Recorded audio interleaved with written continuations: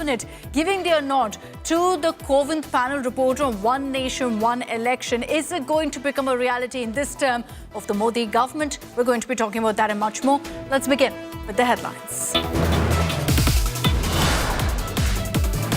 One nation, one election in India soon after Modi cabinet nod to ex-President Ram Nath Kovind's panel report. Sources say bill will be tabled to the winter session of Parliament.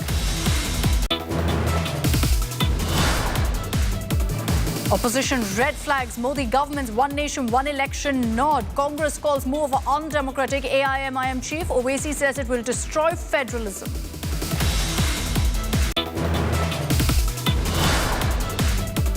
Unprecedented record voting in Jammu and Kashmir's historic election. Nearly 60% voter turnout recorded so far. Highest turnout in Kishtwar at 77%.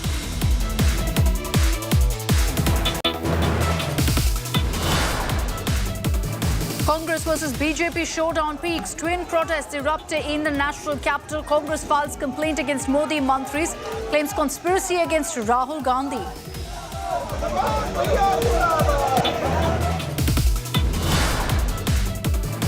Udayanidhi Stalin all set to be Tamil Nadu Deputy CM. Likely elevation in the next 24 hours. Stalin Jr. denies speculation. Says the Chief Minister will take the final call.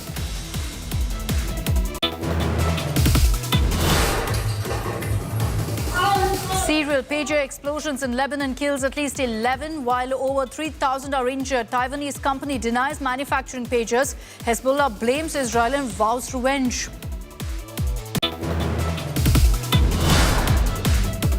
And big Donald Trump PM Modi meeting likely next week. At least former US President says he will meet Modi during his US visit from September 21st. He happens to be coming to meet me next week. And Modi, he's fantastic. I mean, fantastic man.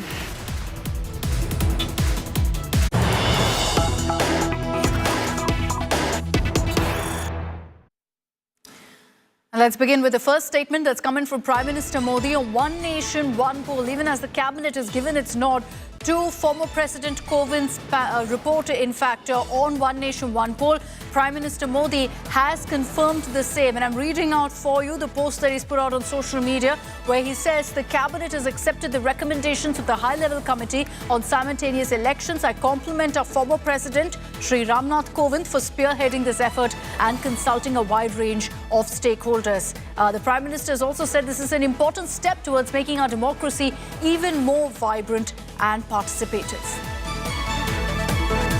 So India clearly now inching towards One Nation, One Election. The Modi cabinet today, in a significant step, has given the green signal for a bill to hold elections in two phases across the country. And this is as per the recommendations of the high-level panel led by former President Ram Nath Kovind. Now, this landmark bill will next be tabled in Parliament, and in all likelihood, it's going to happen this winter session. The opposition is already up in arms, calling it undemocratic. They've said One Nation, One Election is a violation of federalism.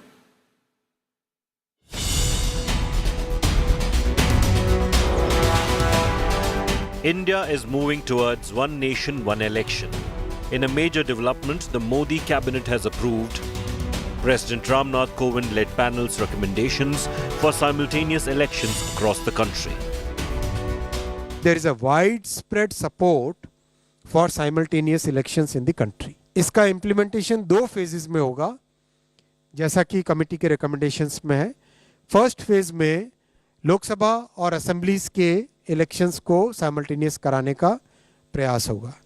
और उसके second phase में local body elections जो है ग्राम पंचायत, जिला panchayat, block में पंचायत समिति और जितने भी अर्बन लोकल बॉडीज हैं, उन सब के लोकल बॉडी इलेक्शंस को within 100 days of general elections में करवाना, जिससे कि एक बार में सारे इलेक्शन का प्रोसेस कंप्लीट हो. Sources tell India Today that the government is likely to bring One Nation, One Poll bill in the upcoming winter session of the parliament. Despite BJP's reduced tally in Lok Sabha, NDA government has continued to reiterate its intention to implement simultaneous polls in the country. बार-बार चुनाव इस देश की प्रगति में रुकावट बन रहे हैं और इसलिए देश में व्यापक चर्चा हुई है, सभी राजनीतिक दलों ने अपने विचार रखे हैं। एक कमेटी ने बहुत बढ़िया अपना रिपोर्ट तैयार किया है।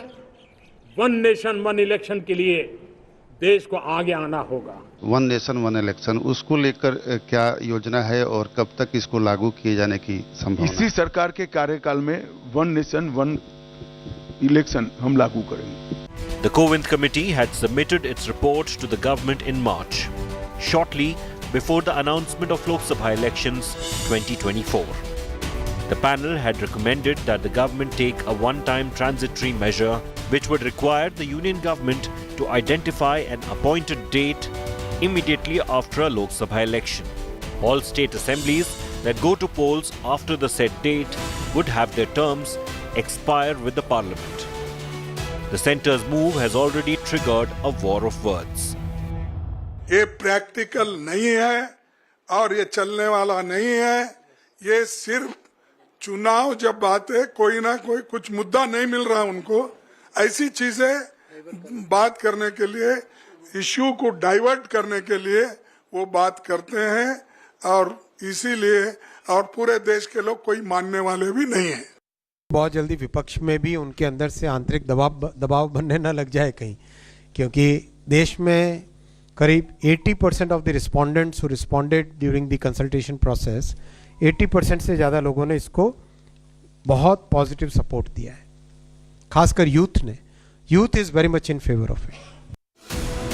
Other opposition parties are also opposing one nation one poll. Madhya Pradesh या उत्तर प्रदेश या किसी और राज्य में सरकार किसी की नहीं बन पाती है, जो बनती है वो 3 महीने में चल नहीं पाती है। विधानसभा भंग करने की सिफारिश कर दी जाती है, मान लीजिए, फिर क्या होगा? आप राष्ट्रपति शासन लगाएंगे। अगर बीच में चुनाव हुआ तो वो जो माला आप गुन रहे हैं ना, one nation one election, one nation one election, वो टूट गई। ये मोदी जी का और भारतीय जनता पार्टी का एक और जुमला है। ये 4 इलेक्शन एक साथ तो कराने की स्थिति में नहीं है और ये बात कर रहे हैं वन नेशन वन इलेक्शन करेंगे। ये भारत के जमहूरियत के लिए, भारत की फेडरलिज्म के लिए, भारत के संविधान के बेसिक स्ट्रक्चर के लिए ये ठीक नहीं है और गरीब जनता के लिए ठीक नहीं है, किसानों के लिए ठीक नहीं है, युवाओं के लिए ठीक नहीं है। For now, Modi 3.0 Sarkar seems to be going full steam ahead with its plan for simultaneous elections. With Himanshu Mishra and Piyush Mishra in Delhi, Bureau Report, India Today. So the opposition is up in arms against the one nation, one election proposal. Here's a conversation that my colleague Milind Sharma had with Uddhav Sena MP Priyanka Chaturvedi. Most of the opposition parties are now opposing it. Is the Shiv Sena UBT also in opposition or is going to support this particular move? Maharashtra will see a government for 5 years as soon as the elections are announced. We'll see a government for 5 years. Haryana will see that. But what about other states which are having the election in 2027, earlier 2025? How are they going to work? How is it going to work? Let's say there's an alliance party, 3 alliance parties like in Maharashtra, they came together, then they pulled down a government, the Bharatiya Janata Party. Should we wait for an entire, 2.5 years to get over to match it with the general election? So there are various questions that are coming. And opposition, of course, the idea of anything being endangered, especially electoral process endangered, is something that we will challenge and we will oppose. Anything that harms India's democracy and constitutional values, we are going to oppose it.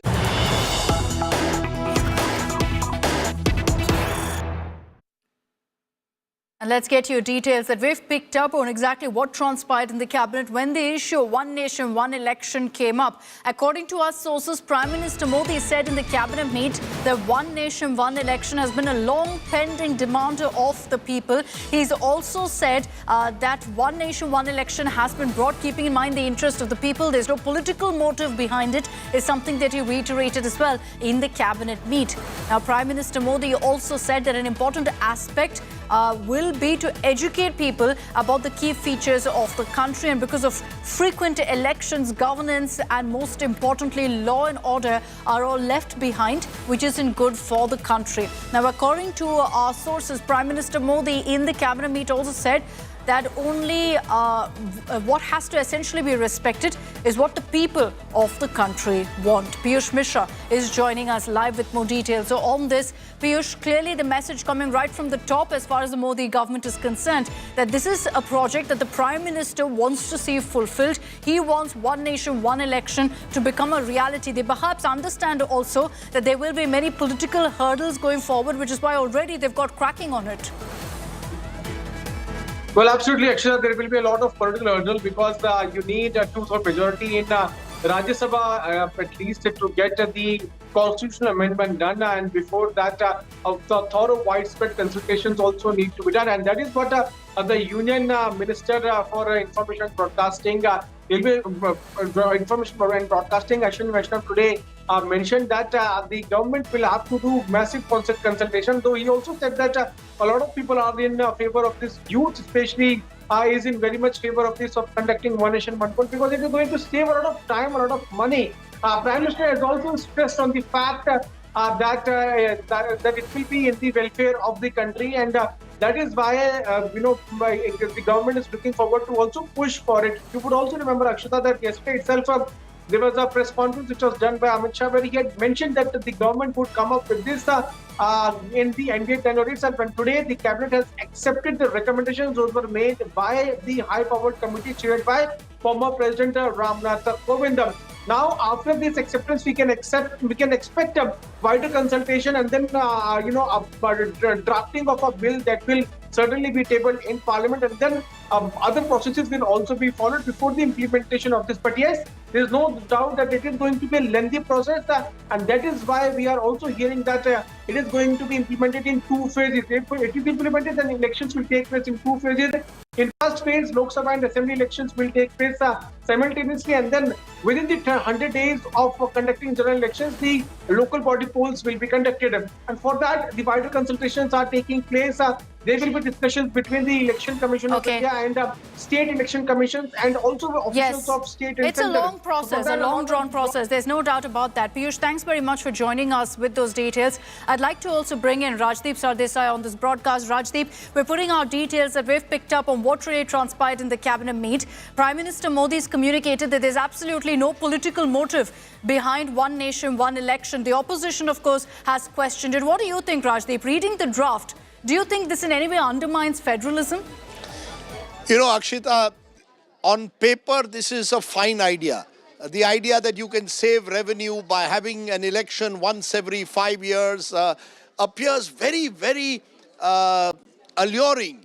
But the fact is, it's also fanciful. There is a bit of a kite flying in this, because to answer your specific question on the federal spirit, this is a country now, unlike the 1950s, where you have so many parties, hyper-competitive elections, so many regional parties emerging, each of whom have their local issues, their local interest groups, their local elites. And I don't think that they are completely willing to surrender what they believe is their autonomy in terms of election cycles to Delhi. This is not just about BJP. Tomorrow it could be a Congress government or any other government at the center. States do not want to, in India, surrender their autonomy entirely to Delhi. So while this idea sounds very good, I think it is possibly at the moment anti-federal, but more importantly impractical, given the number of stakeholders with varying views on it. So it will require a lot of consensus building, and maybe a midway approach will have to be found, where maybe every 2.5 years you do state elections in particular parts of the country, then do your general elections, and have some kind of a cycle that is a little bit more feasible. I mean, look at the irony of it, Akshita. We've got the election commission not holding elections in Maharashtra because they said they want to focus on Haryana and J&K. And now we are talking of elections across India's 29 states. So I think there's a lot of work that still will need to be done before we can arrive at some kind of a possible compromise on one nation, one election.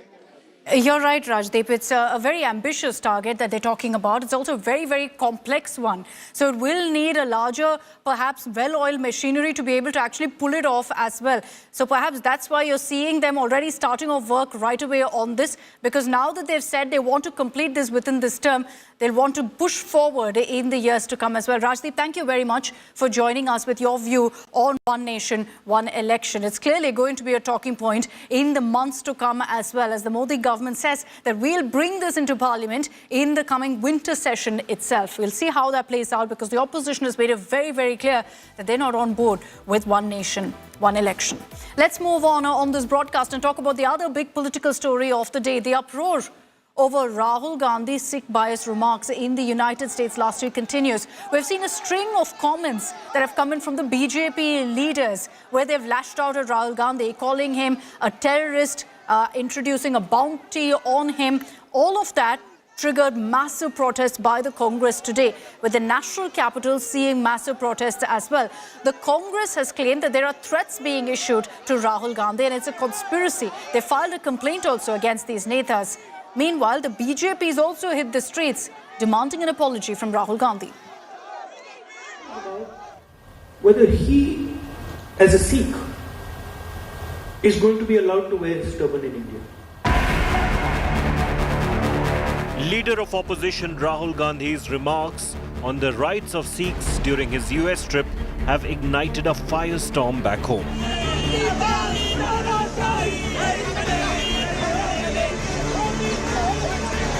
The national capital saw twin protests on Wednesday. One outside the BJP headquarters and the other outside Congress headquarters. Effigies were burnt. Tensions boiled over as multiple Congress leaders were detained.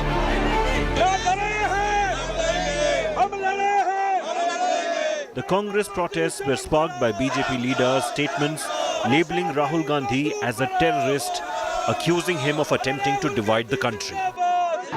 देश के number 1 terrorist अगर किसी को मेरी ख्याल से किस पे इनाम होना चाहिए पकड़ने के लिए, या देश का सबसे बड़ा दुश्मन जो जिसको लाना चाहिए एजेंसीज को, वो आज राहुल गांधी है। अंग्रेज मर गए, औलाद छोड़ गए, तो ना ये मुसलमान रहे, न हिंदू रहे, न क्रिश्चियन रहे, न सिख हुए। ये तो ऐसी पांचवी जाति बन गई है। ये इनको किसी के साथ कोई सरोकार नहीं है। हिंदुस्तान से इनको कोई लेना देना नहीं है। हिंदुस्तान को लुटेरे के रूप में लूटने के लिए आए इटली से लोग। Congress MP Ajay Makan on Wednesday filed a formal complaint against BJP leaders over their remarks. चलिए, एक व्यक्ति ने कह दिया, हो सकता है उसके अपने निजी विचार हो, लेकिन ना तो उसके आकाओं ने, ना भारतीय जनता पार्टी के नेताओं ने उसको चुप कराने की कोशिश करी, ना उसकी भर्त्सना करी। ये कांग्रेस पार्टी है और ये राहुल गांधी है। जान से मारने की धमकी से हम लोग किसी भी तरीके से डरने वाले नहीं हैं। Members of the India bloc, including Shiv Sena UBT, backed the Congress and condemned the BJP. Maharashtra के बीजेपी के जो अलायंस है, उनके एक विधायक और भी कुछ लोग सभी एक ही भाषा में बोल रहे हैं कि राहुल गांधी के ऊपर हमला करने। ये रशिया में होता है कि विपक्ष के नेता को खत्म किया जाता है, और भी देशों में हो सकता है जहां तानाशाही है, जहां लोकतंत्र नहीं है।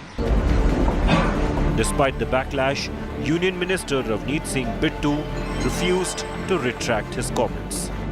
टेररिस्ट किसको कहा जाता है?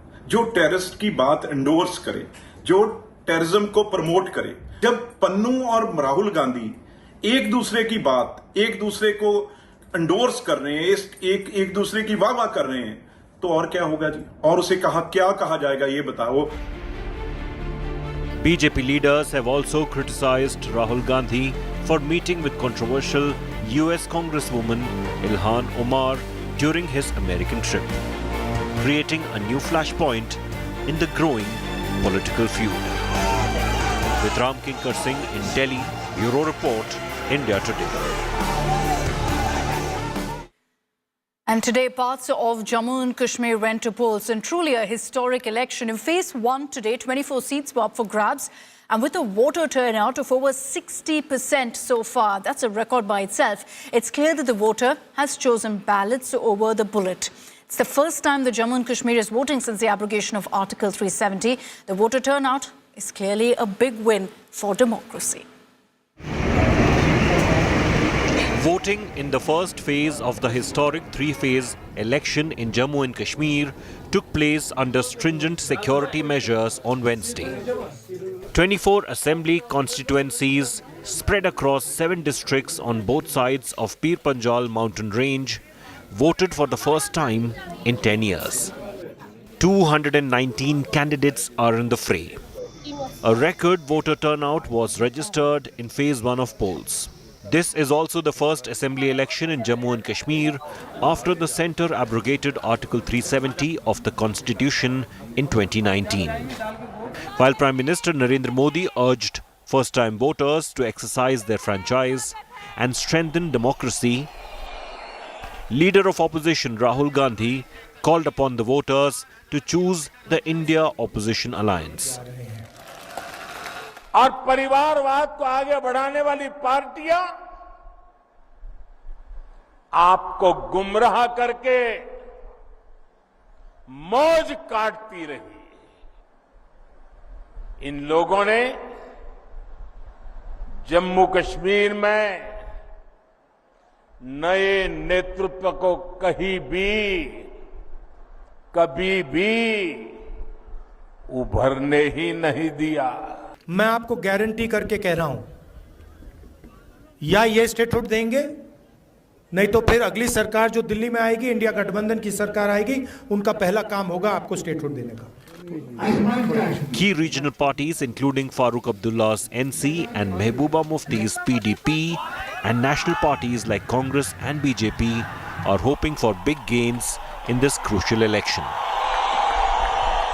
जहां उन्होंने विकास किया है, वहां उन्होंने जम्मू कश्मीर की जनता का विश्वास जीता है। ये वही धरती है जहां बायकाट होता था। ये वही पोलिंग बूथ हैं जहां 5-7 वोट पड़ते थे और पूरी विधानसभा में 1000, 1200, 500, 700 वोट पड़ते थे, और वो भी कैसे पढ़ते थे ये जहाँ की जनता जानती है। If it had been easy, everybody would accuse me of being a dynast. They would say Iltija Mufti was handed her first victory on a platter. I want to earn my victory. I want to make sure that I earn every vote. So Alhamdulillah, we are going to win, and it is a tough competition, and I'm glad it's a tough competition. Former Jammu and Kashmir Chief Minister Omar Abdullah has warned voters against independent candidates trying to fragment votes and divide people.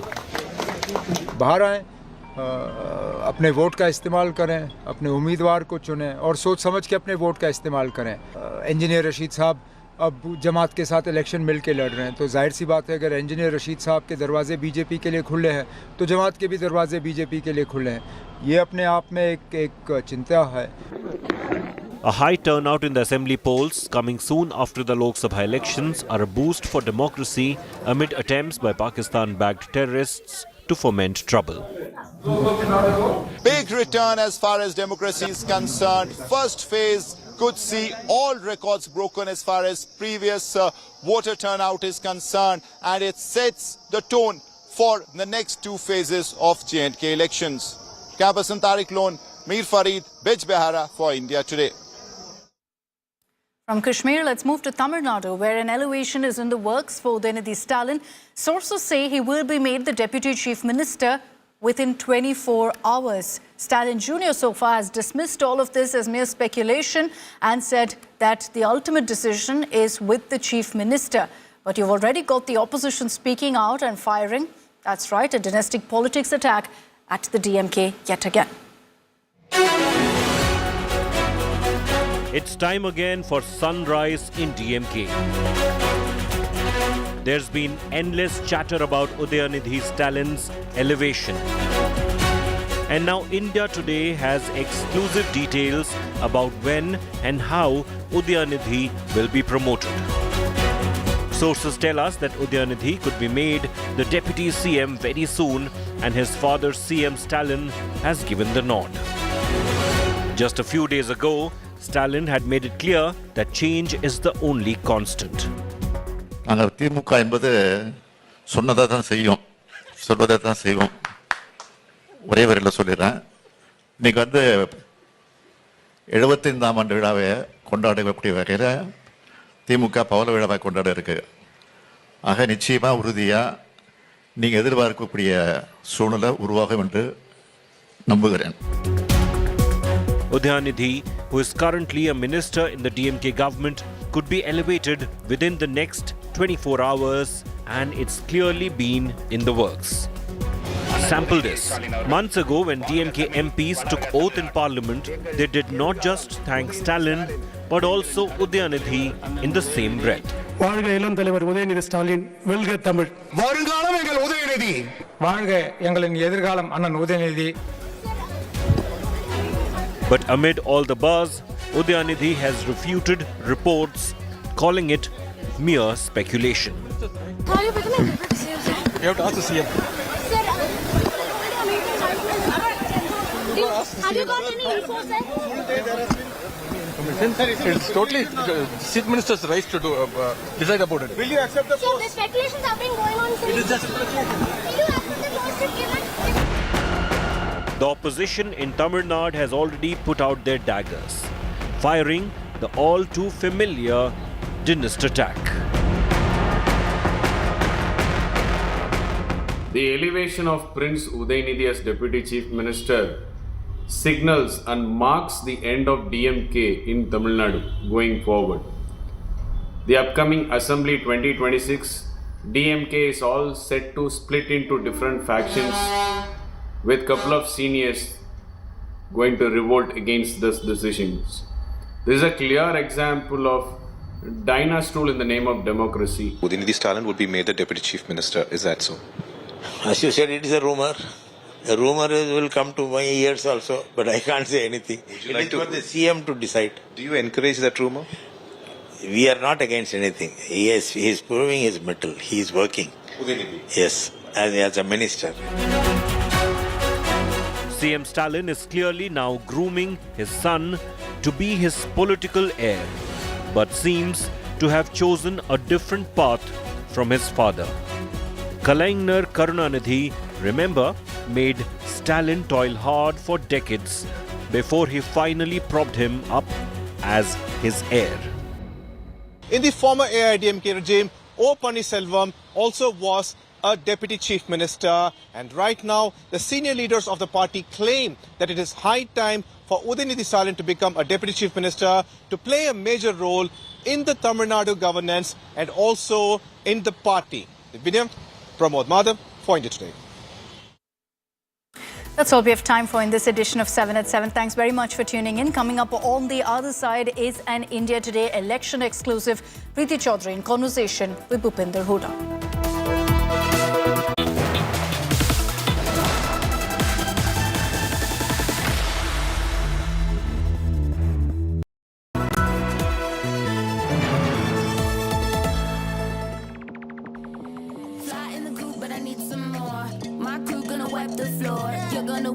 Shut the door.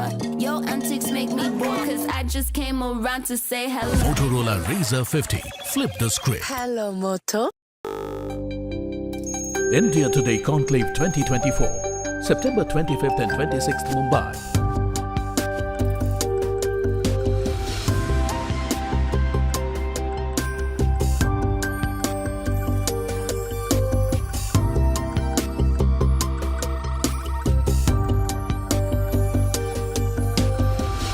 Book your seat now.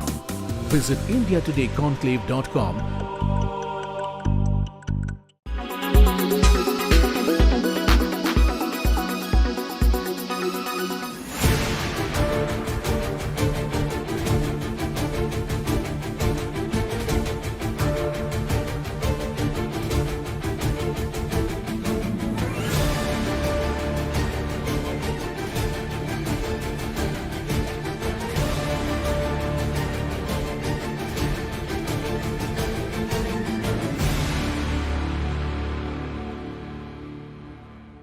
जिस प्रकार से देश विरोधी बयान, समाज विरोधी बयान राहुल गांधी देते हैं, इनकी आदत है, 3 पीढ़ियों से हम देखते आ रहे हैं।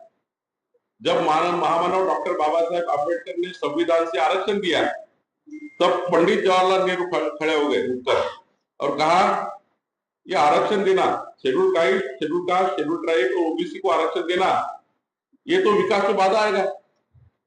ये बयान पंडित जवाहरलाल नेहरू ने दिया था कि विकास में बाधा आरक्षण होता है, नहीं देना चाहिए आरक्षण, ऐसे पंडित जवाहरलाल नेहरू कहते हैं। बाबा साहब आम्बेडकर जी ने आरक्षण दिया संविधान में। उसके बाद आपने देखा कि राजीव गांधी उठकर खड़े हो गए आरक्षण के खिलाफ। उनने कहा कि बुद्धिहीन लोगों को आरक्षण मिलता है और उनको आरक्षण देना चाहिए। बुद्धिहीन लोग क्या, ओबीसी बुद्धिहीन है, शेड्यूल कास्ट बुद्धिहीन है, शेड्यूल ट्राइब बुद्धिहीन है? राजीव गांधी का बयान था, सेकंड जनरेशन का। थर्ड जनरेशन राहुल गांधी कहती है अमेरिका में जाकर अब हम आरक्षण हटा देंगे। भारत रत्न बाबा साहेब आम्बेडकर ने जो हक दिया है आरक्षण का, वो निकालने की भाषा राहुल गांधी कर रहे। ये एक ही चीज के लिए, उसको माइनॉरिटी को, मुस्लिमों को, क्रिश्चियनों को प्लीज करना है। माइनॉरिटी के अपीजमेंट के लिए जो 70-80% जो बहुजन समाज है, आदिवासी समाज है, दलित समाज है, ओबीसी समाज है, उसका आरक्षण निकालने की मंशा उन्होंने जाहिर की है।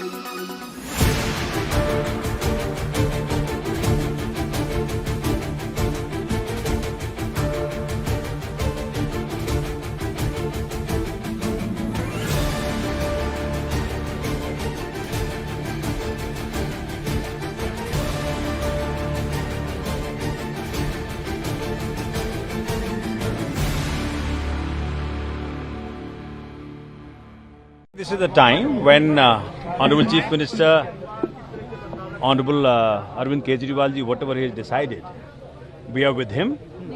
And this is the time when Atishi ji will have to act like Bharat ji. If you recall the Ramayana episode. So Atishi ji will be holding this post until Arvind Kejriwal ji comes back. Atishi ji का जो व्यवहार रहा है हम सबके प्रति, party के प्रति, नेता के प्रति अद्भुत रहा है और बिल्कुल अरविंद केजरीवाल जी के एब्सेंस में वो इस पद को भरत जी की तरह ही संभाल के रखेंगे। देखिए, इससे ये चीज़ समझ में आती है कि आम आदमी पार्टी एक ऐसे व्यक्ति का समर्थन करती है जिनके परिवार ने अफजल गुरु की फांसी को रुकवाने का काम किया था। दिल्ली की जनता कभी भी नक्सल समर्थकों को नहीं स्वीकार सकती। इससे ये भी समझ में आता है